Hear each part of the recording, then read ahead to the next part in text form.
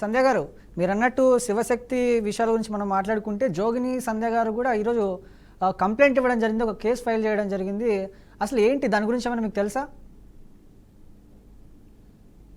Sorry అండి, మీ voice నాకు clear లేదు. అంటే జోగిని సంధ్య గారు, ఇందాక మీరు శివశక్తి అన్నట్లు జోగిని సంధ్య గారు కూడా ఈ అఘోరి మీద ఒక కేసు పెట్టడం జరిగింది. ఆ కేసు గురించి ఏమైనా మీకు తెలుసా అండి?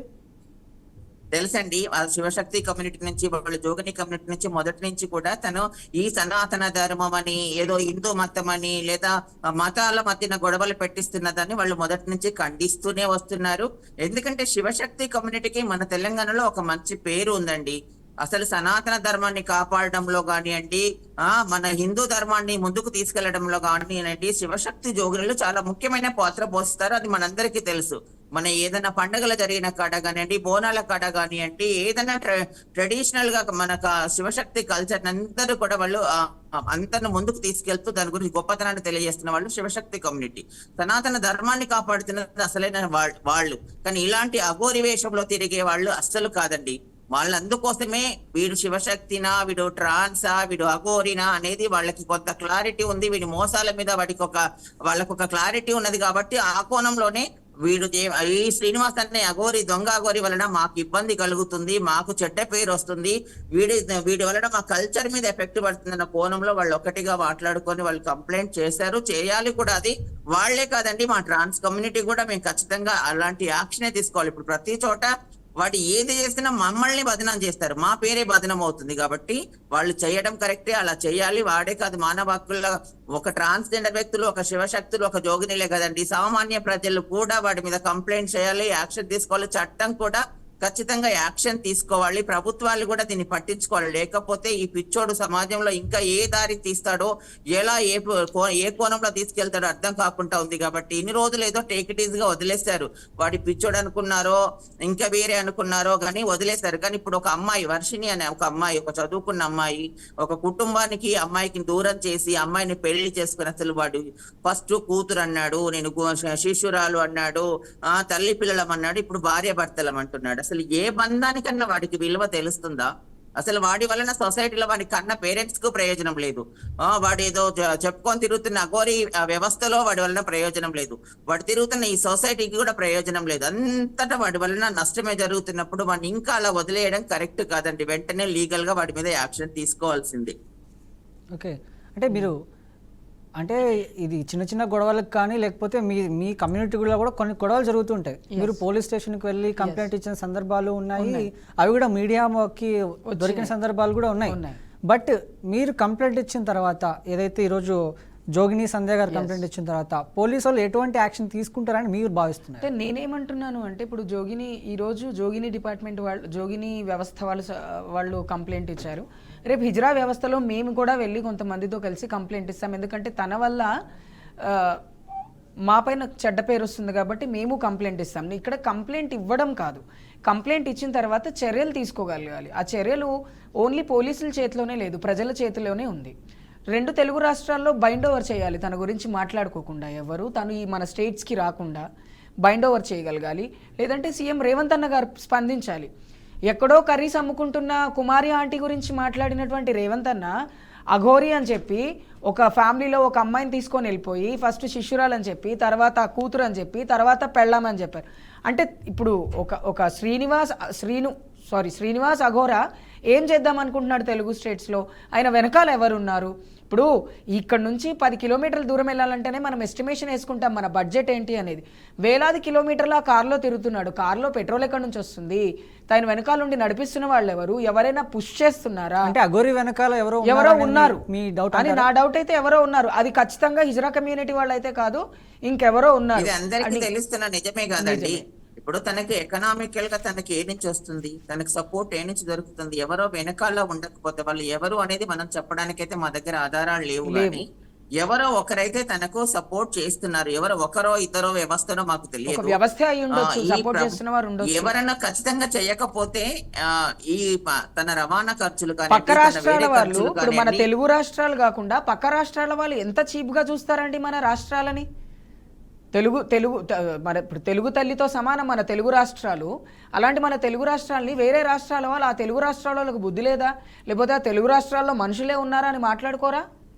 ఒక అమ్మాయిని తీసుకొని వెళ్ళి పెళ్లి చేసుకొని మళ్ళీ పెళ్లి చేసుకున్న వీడియోలతో సహా వైరల్ చేస్తున్నారు. అసలు ఒక అమ్మాయిని అఘోరి పెళ్లి చేసుకోవటం ఏంటి? అది తంత్ర విద్య అవ్వచ్చు, మంత్ర విద్య అవ్వచ్చు, ఇంకే విద్యలో ఉండొచ్చు. ఎన్నో రకాల ఉపాసనలు చేసేటువంటి గొప్ప గొప్ప వాళ్ళు ఉన్నారు. ఇక్కడ ఒక అమ్మాయినే కాదు, అంతకు ముందు ఇంకొక అమ్మాయితో పెళ్ళైంది. ఆ పెళ్ళైన ఇంకో అమ్మాయి కూడా రాధిక అనే అమ్మాయి కూడా అంటే ఎవరు? రాధిక అనే అమ్మాయి. అవునండి, రాధిక అనే అమ్మాయితో కూడా పెళ్ళైంది. పెళ్ళైన అమ్మాయి కూడా ఆవిడ అడ్వకేట్ మళ్ళీ. అంటే ఇక్కడ నాకు ఒక చిన్న డౌట్, నాకే కాదు చాలా మంది ప్రజలకు ఉన్నటువంటి డౌట్ ఏంటంటే, ఇలా అంటే ఒక మగ వ్యక్తి నుంచి ట్రాన్స్గా మారిన తర్వాత అమ్మాయిల ఫీలింగ్స్ పోయి అంటే అమ్మాయిల మీద ఫీలింగ్స్ వస్తాయా? అస్సలు రావండి. ఇప్పుడు మేమున్నాం మా కమ్యూనిటీలో, most of the trans women కమ్యూనిటీలో ఎన్నో హింసాత్మకమైన ఘటనలను మనం చూసుంటాం. ముక్కలు నరికి చంపేశారు మగవాళ్ళని చూసుంటాం, ఒక మొగోడు కోసం ఉరిపోసుకొని చచ్చిపోయిందని చూసుంటాం. ఒక మొగోడు 3 days బ్యాక్ అండి ఉస్మానియా హాస్పిటల్లో పురుగుల మందు దాగి చనిపోయింది ఒక ట్రాన్స్ విమెన్. మేము ఆడపిల్లల్లాగా మారిన తర్వాత అబ్బాయిలతో కలిసి జీవించడానికి వాళ్ళని పెళ్లి చేసుకొని లైఫ్లో లీడ్ చేయాలని అనుకుంటాం తప్ప ఒక అమ్మాయిని దగ్గరికి రానివ్వడం అనేది హిజ్రా కమ్యూనిటీ చరిత్రలోనే లేదండి, భారతదేశంలో ఎక్కడ వెతికినా కూడా. మరి తను ట్రాన్స్జెండర్ కాదు అని అందుకే మేము చెప్తున్నాం. తను ట్రాన్సే కాదు, రియల్గా ఒకవేళ ట్రాన్స్ విమెన్స్కి ఆడవాళ్ళ మీద ఫీలింగ్స్ వస్తాయంటే జీరో అండి, రావు. అంటే ఆపరేషన్ చేసుకున్న ప్రతి వాళ్ళు ట్రాన్స్ కాదంటారా? కాదు, ఎలా అవుతారు? ఆపరేషన్ చేసుకున్న ప్రతి ఒక్కళ్ళు హిజ్రాలు కారని అందుకే క్లియర్గా చెప్తున్నాను. తనకి ఆ శ్రీనుకి ఏ ప్రాబ్లం వచ్చిందో ఆ జెండ్రికల్ పార్ట్స్ దగ్గర సర్జరీ చేయించుకున్నాడని నేను ఖచ్చితంగా చెప్తున్నా. అది ఇమాస్కులేషన్ మాత్రమే, కన్ఫామ్గా ఇమాస్కులేటెడ్ మెన్ అతను. కేవలం తనకేదో హెల్త్ ప్రాబ్లం వల్లనో దేని వల్లనో సర్జరీ చేయించుకొని ఉన్నాడేమో తప్ప తను మాత్రం హిజ్రా కాదు. ఆడబట్లోడు అంతకన్నా కాదు, కొజ్జోడు అంతకన్నా కాదు.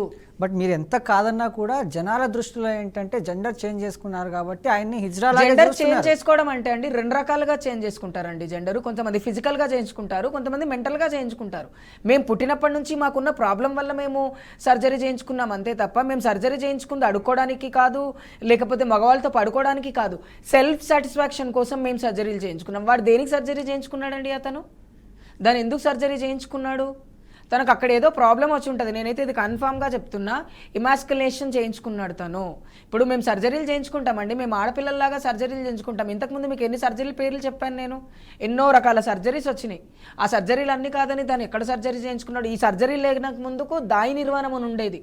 సాక్షాత్తు దాయిమాత మురిగిమాత ఆవాహనం చేసుకొని ఒక హిజ్రా ఇంకొక హిజ్రా అంగాన్ని కత్తితో నరికేసేది, దాన్ని దాయి నిర్వాణం అంటారు. అలా కూడా కాదు కదా, ఏదో ఎక్కడో పోయి ఏ ఊర్లోనో సర్జరీ చేయించుకొని వచ్చి నేను హిజ్రాని అంటే ఎలా అవుతుంది? ఐఎమ్ సారీ టు సే, మీకు ఒకవేళ ఏదైనా ప్రాబ్లం వచ్చింది మీ జెనెటికల్ పార్ట్స్ తీసేస్తే మీరు హిజ్రా అయిపోతారా? కారు. You are a men only. మీ గడ్డం అలాగే ఉంది, మీ మీసం అలాగే ఉంది, మీ బాడీలో ఉన్న మొగతనం అలాగే ఉంది. జస్ట్ మీకు నేను మగాణ్ణి అని ప్రూవ్ చేసుకునే ఒక వస్తువు మాత్రమే మీ దగ్గర లేదు. అలా ఎలా తనని హిజ్రాగా పరిగణిస్తారు? జనాలందరికీ మేము చెప్పేది అదే, తను హిజ్రా కాదు, ట్రాన్స్జెండర్ కాదు, ఏది కాదు. తను పిచ్చోడు, తనకేదో ప్రాబ్లం వల్ల సర్జరీ చేయించుకున్నాడు. ఇప్పుడు నిజంగా భక్తితో మొగతనాన్ని అర్పించుకున్న వాళ్ళు చాలామంది ఉన్నారు లేరా భూమి మీద? ఎంతోమంది తపోవేత్తలు ఉన్నారు. వీడు తపోవేత్త కాదు, తాగుబోతు వెదవ. మొత్తంగా అఘోరికి ఏమైనా చెప్పాలనుకుంటున్నారా? అఘోరికి అసలు నేను అఘోరి అని కూడా అనదలుచుకోలేదండి. సీను, నీకు నచ్చినట్టు నువ్వు బతకాలనుకున్నప్పుడు నీ ఇంట్లో 4 గోడల మధ్యలో నీకు నచ్చినట్టు బతుకు, ఎవరు నిన్ను అడగరు. కానీ సభ్య సమాజంలోకి వచ్చినప్పుడు, సొసైటీలోకి వచ్చినప్పుడు ఈ పిచ్చి పిచ్చి పనులు చేస్తే పిచ్చోడి చేతిలో రాయి కాదు అందరి చేతుల్లో ఉన్న రాళ్లతోటి నిన్ను కొట్టి చంపేస్తారు బయటకు వస్తే. అసలు నీ వల్ల ముందు హిజ్రా కమ్యూనిటీకి చెడ్డ పేరు వచ్చింది. నిన్ను అంగం గోయించుకోమని చెప్పిన గొప్పోళ్ళు ఎవరినైనా, నీ గురువులు ఎవరు? నీ గురువును కొట్టాలి ఫస్ట్, నిన్ను కాదు. నిన్ను చేరదీసి నిన్ను అఘోరగా చేసింది కదా, నీ గురువులకు పడాలి 4 దెబ్బలు. వాళ్ళు గురువులో, వాళ్ళు దొంగ బాబాలో. ఇవాళ రేపు బాబాలు అనేటోళ్ళు మంచోళ్ళు ఉన్నారు, అందులో చెడ్డోళ్ళు ఉన్నారు. మనుషుల్లో మగవాళ్ళల్లో మంచోళ్ళు ఉన్నారు, చెడ్డోళ్ళు ఉన్నారు. ఆడవాళ్ళల్లో మంచోళ్ళు ఉన్నారు, చెడ్డవాళ్ళు ఉన్నారు. హిజ్రా కమ్యూనిటీలో మంచి వాళ్ళు ఉన్నారు, చెడ్డ ఉన్నారు. మృగాలలో క్రూర మృగాలు ఉన్నాయి, సాధు మృగాలు ఉన్నాయి. అలాగే వీడు ఎక్కడ చచ్చుంటాడు? లైలా గారు, ఇక్కడ లైలా గారితో కూడా మాట్లాడదాం. లైలా గారు, మీరేమంటారు? ఇప్పుడు మేము ఫస్ట్ నుంచి అది మేము మీడియా ముందు అదే మొత్తుకుంటున్నామండి. వాడికి మాకు ఎలాంటి సంబంధము లేదు, వాడు ట్రాన్స్జెండర్ వ్యక్తి కాదు. ఫస్ట్ ఇది. సెకండ్ వచ్చేసి వాడు చేస్తున్నది ఖచ్చితంగా మేము ఖండిస్తున్నాము. మేము ఒక సొసైటీలో మనుషుల్లాగా మేము దానిని ఖండిస్తున్నాము. వాడిని వెంటనే వాడు చేసే అరాచకాలను అన్ని ఇన్లీగల్ యాక్టివిటీసే ఉన్నాయి కాబట్టి ఆధారాలు కూడా ఉన్నాయి. చాలా మంది కంప్లైంట్ కూడా చేశారు, వాటి మీద చాలా కేసులు కూడా బుక్ అయినాయి వేరు వేరు స్టేషన్, ఆంధ్రప్రదేశ్ లో కానివ్వండి, మనకి ఇక్కడ ఉన్న తెలంగాణలో కానివ్వండి, చాలా కేసులు కూడా బుక్ అయి ఉన్నాయి. కాబట్టి వాటినన్నిటిని బేస్ చేసుకొని వెంటనే వాడిని అరెస్ట్ చేయండి. వాడిని జైల్లో పెడితేనే సరైన జీవితం వాడికి సరైన పనిష్మెంట్ అవుతుంది. Okay okay, thank you Laila గారు. ఓకే చంద్రముఖి గారు, థ్యాంక్ యూ అండి. అంటే నేనేం చెప్పబోతున్నాను అంటే, మీడియా ముఖంగా నేను ఒక యాంకర్గా చెప్పట్లేదు అమ్మ, వర్షిని నీకే చెప్తున్నా, నీకు అర్థమవుతుందో లేదో తెలియదు కానీ మీ పెళ్ళి అనేది చెల్లదమ్మా. శ్రీనివాస్ రేపు పొద్దున్న నిన్ను ఏం చేసినా, లేకపోతే నువ్వు శ్రీనివాస్ ఏం చేసుకున్నా కూడా ఇది లీగల్గా నువ్వు శ్రీనివాస్ వైఫ్ని అవ్వలేవు. కోర్టు కానీ లేకపోతే సమాజం కానీ నిన్ను, అంటే కోర్టు ఎలా చూస్తుంది అంటే నిన్ను వేరేలానే చూస్తుంది తప్ప నేను లీగల్గా నువ్వు శ్రీనివాస్కి వైఫ్ అవ్వలేవు. ఈ విషయం నువ్వు కూడా తెలుసుకుంటావని అనుకుంటున్నాను. సో ఇది స్పెషల్ డ్రైవ్. సో మళ్ళీ ఈ ఎపిసోడ్లో మళ్ళీ కలుసుకుందాం. అంతవరకు చూస్తూనే ఉండండి బీఆర్కే న్యూస్, తెలుగోడి సత్తా.